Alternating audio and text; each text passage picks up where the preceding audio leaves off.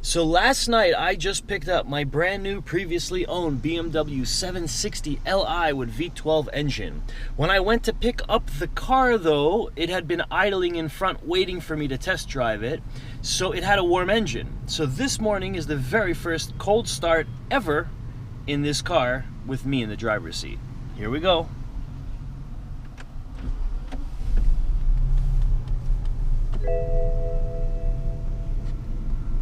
It started so pleasantly, that was pretty uneventful. The V12 is really quiet. And yes, they gave me a car with no gas. Literally. First thing I gotta do is spend $50 to fill up the gas tank on this car. But hey, it started perfectly, and it's near silent. It's almost like an electric car. That's freaky. I can hear this Land Rover idling next to me over my own car, with the windows closed. That's crazy. The crickets are making more noise than the trees above. I'm here with my brand new previously owned BMW 760 Li, 60 for a 6-liter V12. I think it's 6-liter, but it's a V12 in any case. Filling up for the first time the fuel tank. It already shows it's eating 16 gallons, 17 gallons, and it's still taking more. So I'm not sure how expensive this is, but it's already exceeded $50 to fill up the tank. So it's let's see what a big V12 can consume. It consumed nearly 22 gallons of fuel at a cost of $60 to fill it up.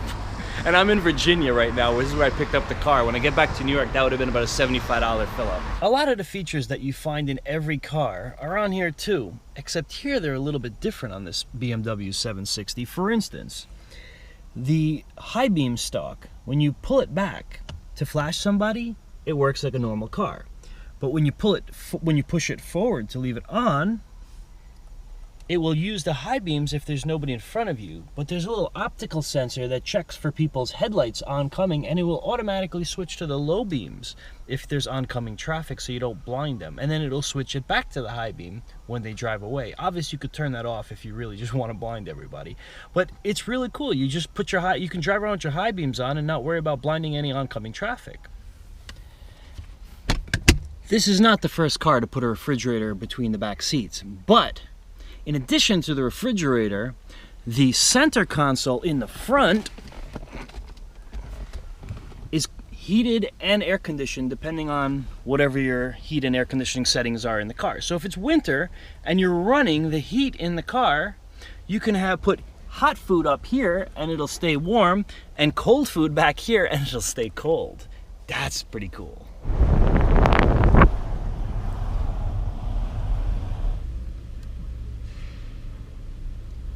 This is one of the few cars from 2006 that had night vision on them. But the thing is, the camera's down here. So you ask yourself, what happens when it snows and snow builds up here? BMW thought of everything. The lens is heated. So every modern car has air conditioning, but not like this. This right here is an automatic recirculate button. What it does is it uses the smog sensors on the exterior of the car to sense the air quality outside, and if there's too much carbon monoxide in the air outside from other vehicles, exhaust gas or whatever, it'll automatically switch to recirculate and then back open when the air is clear. This little icon here is symbolic of the condensation filter. It senses how humid it is inside the car and will automatically turn the defrosters on before the windows fog up, and then shut themselves off when the air dries out a little bit. This button right here is the neatest one of all. You can shut your car off when it's winter time and still get heat in the car so long as your engine is warm for up to half an hour. You shut the car off, you push that little button right here, and the heating will turn on using the residual engine heat. Seriously, this is the coolest car. Another neat feature of this car is it's got complete side window shades everywhere that are power. They just go up on all the windows. It's just pretty cool. And unlike other cars, they stay up when the window goes down. That I've never seen, so you can get air and keep privacy. The seats in this car are so sophisticated that it's downright amazing. Check this out. These are the controls just to move the seat around over here. And this knob. And these are the seat heaters, seat coolers, and this is something to keep your butt awake when you drive. It alternates which side of the seat is lifted higher than the other side. It goes like this as you drive, but really slowly so you barely feel it, just to keep your legs from falling asleep. Pretty much every part of the seat is adjustable, including this, which makes this control the bolsters. This is a 6-way knob. You can push it forward, back, up, down, or rotate it this way. And each of these controls 6 different things. That's 36 different options on your chair. It also, the bolster on the seat here, also squeezes you and hugs you if you want it to. And then when you open the doors, I don't know if you could see that, but they release and let you get out of the car. Now, some cars today do have adjustable back seats, but I don't think they're like this. This gives you literally the full 32 options of the front seats in the back, including full-blown recline, airplane style. It'll keep going. Airplane style, first class, baby. Yeah, what's up now? Look at that. I mean, that's pretty cool. Heated and air-conditioned rear seats. And the option, by pushing this button here, to control the front seat and get it out of your way. And you have the full controls, actually. You can actually adjust the bolsters and everything from the back seat just to drive your front passenger crazy. This is a cool car. It does have voice control, and yes, you can talk to your car if you're really lonely. The attention to detail on the interior of this car rivals that of any British or Italian luxury car. There's exposed stitching all throughout the suede headliner, Alcantara, but they call it suede. There is beautiful wood trim just throughout the car in lots of places where it's not even really expected throughout the car. I mean, center console, the rear center console, behind the heads of the rear passengers, just really beautiful and well-made interior. Some of the other creature comforts include heated steering wheel, that's this button right here, distance cruise control. It'll maintain the distance between you and the car in front of you, which in New York City is amazing. See, all I do is I put the cruise control on some very high amount, and then I turn it on, and as the cars in front of me are going bumper to bumper traffic, it'll keep the distance between them. The only thing is it does turn itself off when you go below 10 miles per hour. But so long as the traffic is flowing, it's basically an automatic car. Yeah, Tesla, this one's for you.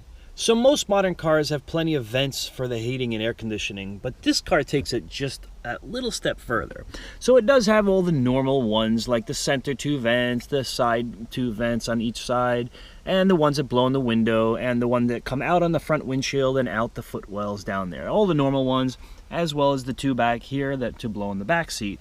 But it also adds side vents, floor vents down there for the rear, and then, get this, ceiling vents both here and here with independent controls for left and right side rear passengers. That's just fun, man. This car has just a long laundry list of features and things that are exquisite and unique to it. There are subwoofers underneath both of the back seats, 2 of them. There are doors that automatically hold themselves wherever you leave them be. In other words, normal cars, you get these little notches in the metal piece there. This one uses an electric actuator right there, so wherever you put the door, that's where it'll stay. Even if the wind is blowing, which it is right now, look at that. It just stays wherever you leave it. It doesn't slide back, it doesn't do nothing. Now, it also has soft close doors, so you could just do that and it'll close itself. The trunk will open and close by remote or by pushing the buttons on the car. It will just do all these crazy things. It's phenomenal. Among the neat features of this car is something you can only do from the iDrive. You simply tap into climate control, and his parked car is the option. And what you get there is the option to set a time for the car to turn the vents on while it's parked. So if you know you leave the house at the same time every day, you can air out the car before you get in it. That's crazy. This car also has all the normal luxury car accoutrements that you'd come to expect, such as rain sensing windshield wipers that turn on by themselves, and all 3 mirrors are electrochromatic, meaning that they dim by themselves when the car is in front of someone else with their high beams on. But how many cars have hidden storage? That's pretty cool.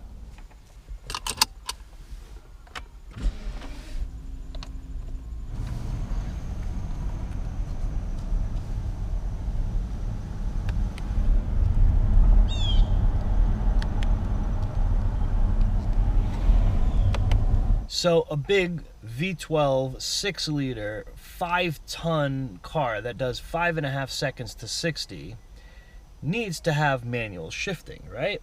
So you put it into manual mode, and then these buttons here downshift, and the buttons on the rear of the steering wheel upshift.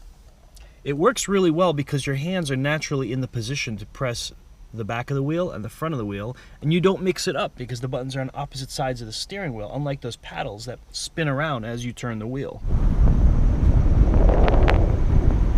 I'm in traffic a lot in New York City, and one of my favorite features of this car is the automatic parking brake. You simply press this little button here to activate it. It lights up green auto P over there, and then as soon as I come to a full stop, as I'm doing right now, green turns to parking brake, and I can release my foot from the brake pedal and the car doesn't move anywhere. To make it go again, I simply touch the gas pedal a little bit and it releases the parking brake and it starts rolling and moving.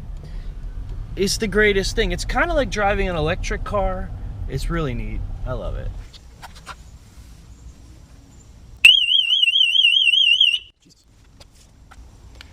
That was a blooper. Just set the alarm off.